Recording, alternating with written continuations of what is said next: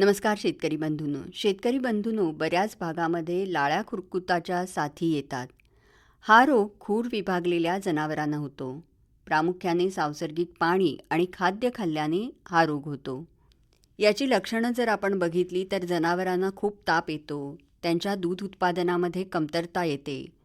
पाय, तोंड आणि कास यावर फोड येतात. पायांमध्ये फोड आल्याने जनावरं लंगडतात. तोंडात फोड आल्याने तोंडावाटे फेसाळलेली लाळ गळते. जनावरांचं खाणं पिणं बंद होतं.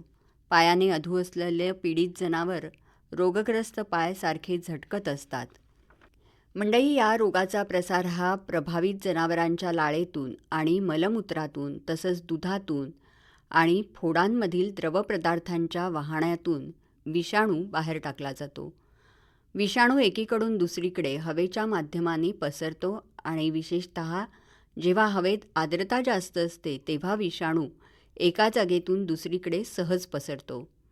रोग प्रभावित जनावरांपासून निरोगी जनावरांना खाद्य, पाणी आणि कुत्रे, पक्षी यासारख्या प्राण्यांपासून तसंच शेतावरील कामगारांच्या इकडे तिकडे येण्या-जाण्यामुळे देखील हा रोग पसरतो. संसर्ग झालेल्या शेळ्या आणि डुकरं मलमूत्रामार्गे व्हायरस बाहेर टाकतात आणि हा रोग तीव्रतेने पसरण्याची महत्त्वाची भूमिका पार पाडतात.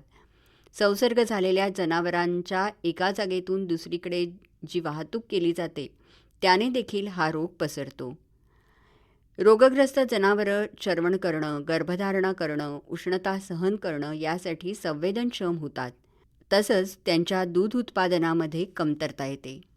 आता याचं नियंत्रण कसं करायचं? तर स्थानिक आणि विशेष क्षेत्रांमध्ये निरोगी जनावरांना पाठवलं जाऊ नये. प्रभावित क्षेत्रामधून जनावरांची खरेदी करण्यात येऊ नये. तसंच नव्याने विकत घेतलेल्या जनावरांना वैद्यकीय परीक्षण पूर्ण होईपर्यंत आपल्या फार्ममध्ये किंवा शेतात इतर जनावरांपासून 21 दिवस वेगळं ठेवण्यात यावं. आता यासाठी प्रतिबंधात्मक उपाय आपण काय करू शकतो? तर रोगी जनावरं कुरणामध्ये चरायला जाऊ देऊ नयेत. रोगाचा प्रसार हा लाळेतून होत असल्याने रोगी जनावरांनी खाल्लेला चारा इतर जनावरांना खायला देऊ नये. रोगी जनावरं निरोगी जनावरांपासून वेगळी करावीत. त्यांच्यावर औषधोपचार करावा. रोगी जनावरांना सार्वजनिक ठिकाणी पाणी न पाजता वेगळ्या ठिकाणी पाणी पाजावं. रोगी जनावरांची बांधण्याची जागा रोज किमान एकदा जंतुनाशकाने धुवावी. लाळ्या खुरकूत रोगावर लसीकरण हाच एकमेव उपाय आहे. तेव्हा सर्व जनावरांना लसीकरण केल्यास हा रोग शक्यतो होत नाही. या रोगाची लस वर्षातून 2 वेळा जनावरांना द्यावी. पहिली मात्रा ही सप्टेंबरमध्ये आणि दुसरी मात्रा मार्चमध्ये द्यावी.